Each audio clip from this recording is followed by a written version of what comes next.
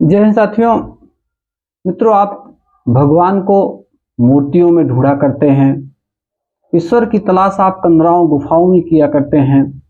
साथियों, आइए इस छोटे से वीडियो में हम एक ऐसे भगवान की चर्चा करते हैं जो साक्षात धरातल पर उतरे और अपनी तपस्या और अपने कर्मों से देवत्व प्राप्त करने का काम किया। साथियों, हम इस समय चर्चा करते हैं एक ऐसे नाम की, ज्योतिराव फूले, जिन्हें ज्योतिबा फूले भी कहा जाता है।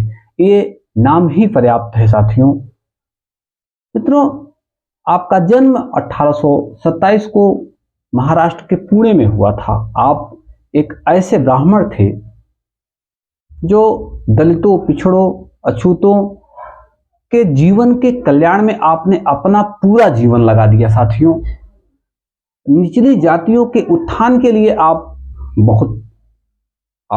इस तरह से याद किए जाते हैं कि आपको पूरा देश नमन करता है। साथियों, और आप जैसे ही निचली जातियों को पढ़ाने का काम शुरू किया, शिक्षा देने का काम शुरू किया, उस समय शिक्षा की जो प्रोसेस थी, व्यवस्था थी, वो विशेषकर ब्राह्मणों के लिए आरक्षित थी, लेकिन आपने सब लोगों के लिए शिक्षा की व्यवस्था लाने का प्रयास किया।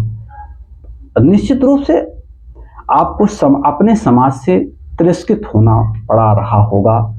आपने ऐसी जानकारी मिलती है कि ज्योतिबा फूले को जब ये छोटी जातियों के बच्चों को पढ़ाने लगे तो इनको इनके घर से निकाल दिया गया। ऐसे में माता सावित्री बाई फूले आपका साथ दी, यानी आपकी पत्नी ने आपका जो है कंधे से कंधा मिलाकर साथ नमन है ऐसी वीर महिला को।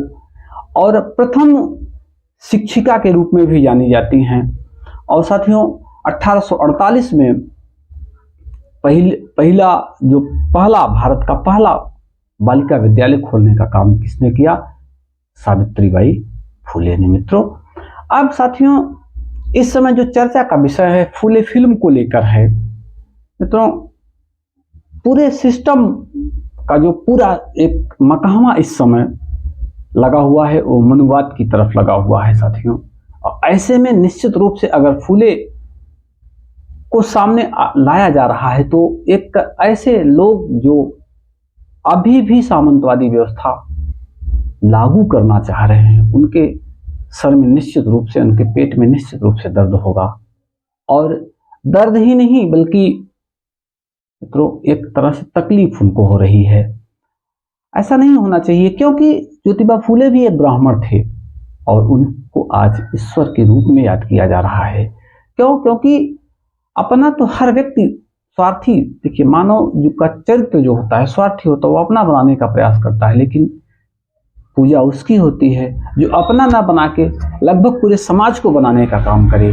तो ऐसे महापुरुष थे ज्योतिराव फूले, जिन्हें आज पूरा भारत नमन कर रहा है। साथियों, 1890 में आपकी मृत्यु हुई और आपको महात्मा की उपाधि दी गई। साथियों, हम बताना चाहेंगे कि ज्योतिबा राव फूले एक ऐसे महान सपूत थे, एक ऐसे महान वीर थे, जिन्होंने अपनी मेधा से भारत में एक ऐसी क्रांति लाने का प्रयास किया जिसकी बदौलत बाद में अंबेडकर पैदा हुए, बाद में और जो है दलितों के मसीहा कहे जाने वाले तमाम नेता पैदा हुए। लेकिन शुरुआत अगर किसी ने की थी तो वो साहसी पुरुष थे ज्योतिराव फूले। हम उन्हें बार बार सत बार प्रणाम करते हैं और पूरी टीम को बधाई देते हैं जिसने फूले नाम की फिल्म अभी रिलीज करवाई।